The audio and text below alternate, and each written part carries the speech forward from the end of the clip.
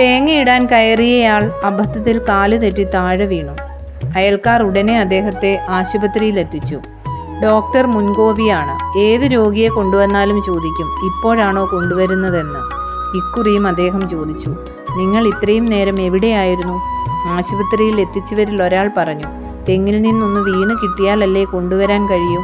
തൻ്റെ ധാരണകൾക്കും നിയമങ്ങൾക്കും സ്വഭാവ സവിശേഷതകൾക്കും അനുസരിച്ച് എല്ലാവരും പെരുമാറണമെന്ന ദുർവാശിയാണ് ബന്ധങ്ങൾ ഉലയാനുള്ള കാരണം. ആർക്കും ആരോടും പൂർണ്ണമായും പൊരുത്തപ്പെടേണ്ട ആവശ്യമില്ല. നേടിയെടുക്കേണ്ട കാര്യങ്ങൾക്കോ ഒരുമിച്ച് നിൽക്കേണ്ട സാഹചര്യങ്ങൾക്കോ അനുസരിച്ച് മാത്രമേ സമരസപ്പെടാൻ സാധ്യമാകൂ.